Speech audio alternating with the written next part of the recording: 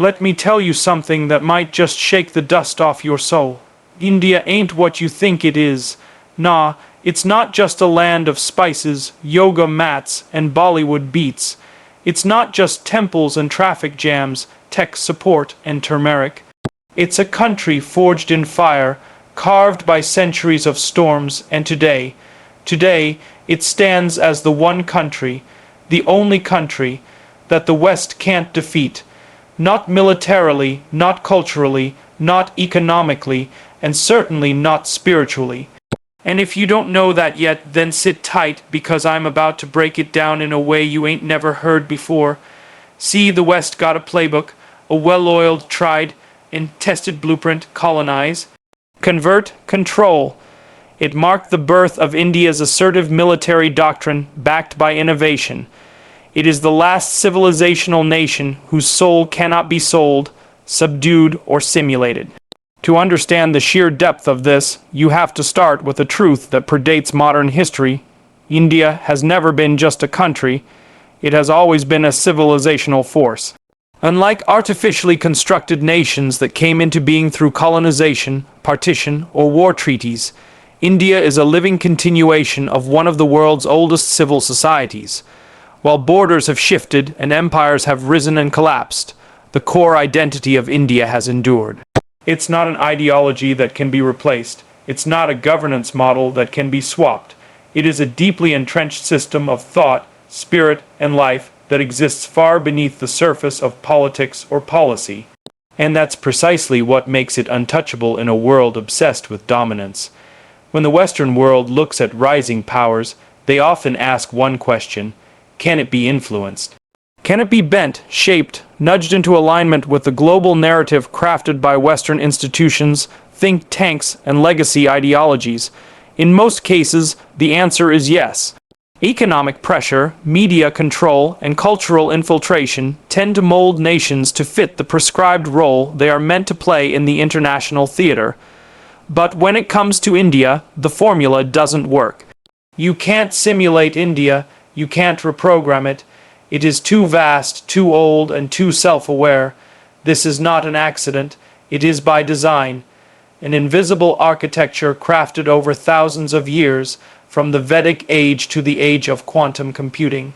India has always operated on dual planes. It has absorbed conquerors without being conquered. It has endured exploitation without losing its identity. It has stood silent while dynasties burned themselves out trying to control it. That silence is not passivity, it is strategic resistance. The world mistakes India's slowness for weakness.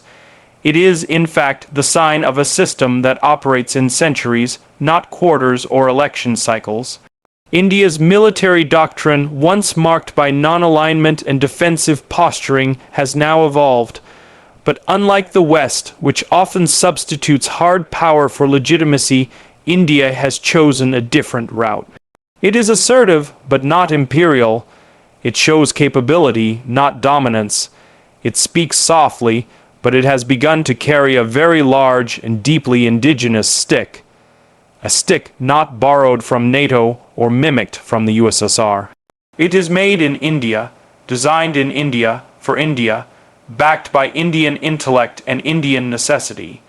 This assertiveness is not just in missiles and machines, it's in mindset. For decades, India played the role of the peacekeeper, the moderator, the humble participant in global affairs. But now it's recalibrated. It's no longer trying to fit in. It's rewriting the rules of inclusion. It has developed the muscle memory of a nation that knows it can defend itself from all corners, militarily, economically, and digitally. The same country that was once forced to buy weapons from foreign powers is now exporting its own. The same nation that was denied height, access, is now launching satellites for other countries. This transition did not come by begging. It came by building, but the real shift, the tectonic one, is internal. The soul of India has returned to the center of its public consciousness. It is not hiding behind English accents or imported ideologies. It is not waiting for approval from global forums. This is a country where a nuclear scientist who read the Bhagavad Gita became president, where software engineers perform traditional rituals before launching code, where the elite quote Sanskrit shlokas and Silicon Valley CEO meditate before board meetings. This duality is not cognitive dissonance. It is India's unique genius. It refuses to compartmentalize. It harmonizes instead. And that harmony is what baffles and frustrates the West, because in the Western model, tradition and progress are seen as opposites, faith and science are seen as rivals. The East, particularly India, says otherwise. India is showing that you don't have to kill your past to claim your future. You don't have to abandon your gods to build rockets. You don't have to erase your culture to participate in the global economy.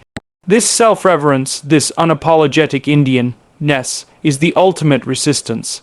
It's a kind of strength that cannot be colonized. That's where the simulation fails. Western soft power depends on mimetic influence, making others want to become like them. But India does not aspire to be Western. It may adopt, it may adapt, but it never abandons. Even when it wears jeans and codes in JavaScript, it chants mantras before exams. Even when it builds world-class tech parks, it celebrates ancient festivals in those very offices. This cultural self-containment is what no algorithm can decode. In the post-colonial world, the struggle of every nation has been this: how to develop without dissolving. Most failed. They either became westernized copies of their colonizers or regressed into reactive nationalism. India walked the razor's edge and created a third path-rooted modernity. This modernity doesn't look like anyone else's. It doesn't follow anyone else's metrics. It is measured in the number of languages preserved, in the continuity of rituals performed, in the balance between tradition and transformation. India's spiritual core is another pillar of its immunity to defeat. While the West's foundational myths are crumbling, India's philosophical systems are still alive. The questions raised by Upanishadic sages about consciousness and reality are now being explored by neuroscientists and quantum physicists. This is not just coincidence, it's convergence. India's spiritual world is being validated by the very scientific paradigms that once dismissed it. And that's unsettling for a civilization that believed it had the monopoly on truth. What do you do with a nation that has survived every apocalypse and still sings, that has been invaded, divided, looted, and yet still holds its head high, wrapped in saffron and spinning digital dreams? You can't buy it, you can't bully it, you can't replace it with a synthetic version, because any attempt to replicate India results in a caricature. It cannot be exported, it cannot be carbon copied. The essence of India, its dharma, its rhythm, its contradictions, that essence defies simulation. And as the world moves toward greater reliance on artificial intelligence, synthetic cultures, digital homogenization, India becomes even more vital. It is the counterbalance, the last civilizational nation whose core values are not defined by the stock market or military alliances, but by an internal compass passed down through millennia. It is that compass which allows India to steer itself without crashing, even when the rest of the world is spinning. This compass is what keeps the soul intact. Every attempt to compromise it, through media, education, entertainment, or diplomacy, has only strengthened it. It is as if India has become a pressure-forged diamond, hardened by centuries of conflict, never shattered, only sharpened. You can't simulate that kind of soul. You can't write a program to mimic it. You can't feed it into ChatGPT and expect to reproduce a civilization. Even India's political structure is uncopyable. Democracy in the West is tidy, predictable. 2 parties, clear divisions. In India, it's a multiverse. 1,000 voices shouting, 1,000,000 opinions colliding. And yet it functions. It is chaotic harmony. It is loud stability, and it is precisely this messiness that protects it. You can't stage a cultural coup in a place where every narrative already exists. You can't hijack identity in a land where identity is plural by birth. India is not naive. It knows it is being watched, studied, sometimes targeted, but that awareness is part of its armor. It does not seek conflict, but it does not run from it either. It responds on its terms, in its time, through its methods, and more often than not, the response is not retaliation, but reinvention. That is India's true weapon, its infinite capacity to reinvent without erasing. This is what makes India unconquerable, not because it has the biggest army or the most money, but because it has the oldest and most enduring soul. A soul that knows how to bend without breaking.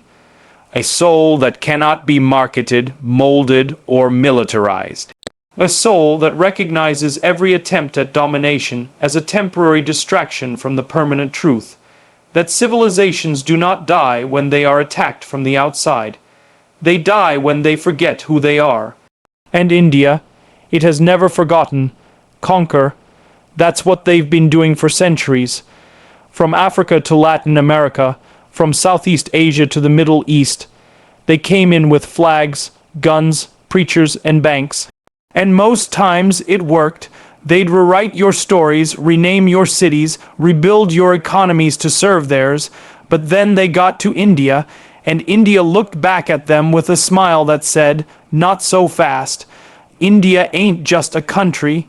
It's a civilization, a living, breathing soul that's older than most of the languages spoken in the West. You step foot on Indian soil, and you're walking on stories that go back 10 years. This land had universities before Europe had empires. This land had medicine when the rest of the world was still praying to rocks. They were doing brain surgery while other nations were figuring out the wheel. They had chess, calculus, and even democracy in their own form before the word even made its way to English dictionaries. So the West came in thinking it was gonna be another easy win. British Empire rolled up with red coats and rulebooks, and India, it played the long game because that's what India does. It plays the long game. You might beat it for a round, maybe even a decade or two, but you ain't winning the match. See, the West mistook humility for weakness. They saw tolerance and thought it meant surrender. But what they didn't realize was that India's strength isn't loud, it's deep. It's in the roots, and when your roots go deep, no storm can uproot you. India took the hits. Oh, it took 'em, looted, exploited, starved. But you know what else it did? It kept growing, it kept building. And more importantly, it kept remembering, because memory is power, memory is resistance. While the world tried to erase its past, India held onto it like gold. Scriptures, sculptures, mantras, music. It all stayed alive, passed down like sacred fire from generation to generation. And today, we're looking at a new India, an India that's rising not by asking for permission, but by taking its place, and the West don't know what to do with that. See, they built a world where power was supposed to come from them. The White House, the Pentagon, Wall Street, the EU, they were the centers, but now they're watching power shift, and it's shifting east. India's got one of the youngest populations on the planet. That means energy, innovation, hustle. You ever seen a Chewala hustle at a train station? That's the kind of spirit you can't buy. That's the kind of grind you can't teach in a business school. It's in the blood. And now that same spirit is running through billion-dollar startups, ISRO rockets, AI labs, and silicon circuits. But let me tell you what really scares the West. It ain't the tech. It ain't the nukes. It ain't even the economy. Though, Lord knows, a $5 trillion economy is knocking on the door. No, what scares the West is that India is rising without losing itself. That's what's got him sweating. Because every time the West rose, it had to erase something. Identity, culture, language, faith. It had to disappear to make room for the new world. But India is rising and still keeping its temples, its turmeric, its traditions. You walk through Bangalore and see skyscrapers. You turn the corner and there's a centuries-old shrine right next to it. That ain't conflict, that's harmony, that's balance, and let me be clear. India didn't get here by copying the West, it watched. It learned, but it never bowed. That's the difference. The West tried to flood India with pop culture, fast food, fashion magazines, and Netflix subscriptions. And what did India do? It took what it liked, added masala, and made it its own. They tried to push consumerism. India built a digital economy that's lifting millions from poverty. They tried to break the family unit. India doubled down on values and tradition. They tried to question faith. India embraced spirituality with even more pride.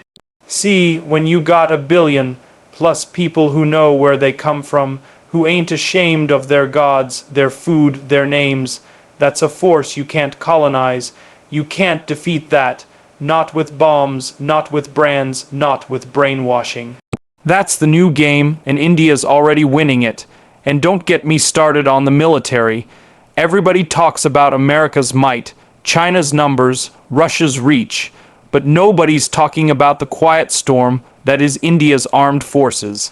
This is a nation that lives with 2 nuclear neighbors breathing down its neck, and yet it sleeps in peace.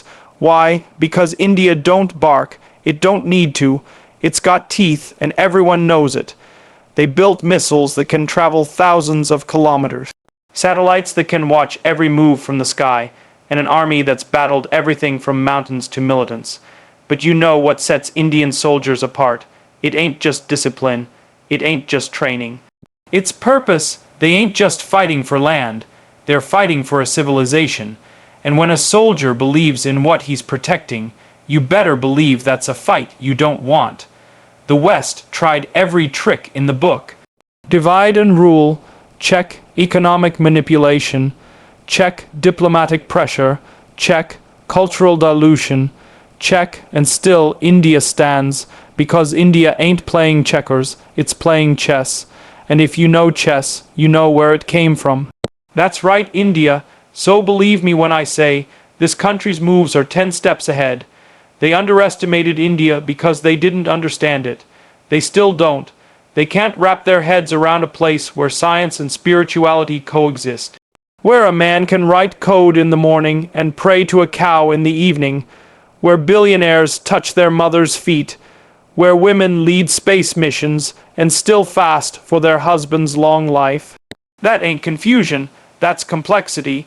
That's the richness of a civilization that don't need your approval. And don't make the mistake of thinking India needs saving. That's the old colonial mindset. This idea that some countries are waiting for a Western hand to lift them up. Nah, India don't need lifting. It needs recognition. It needs respect. And guess what? It's getting it. On its own terms. World leaders are lining up in Delhi. Tech giants are building campuses in Hyderabad. Defense deals, trade partnerships, cultural exchanges. It's all happening, and not because India begged, but because it earned its seat at the table. Now let me get real with you. This ain't about nationalism. This ain't about waving flags and chanting slogans.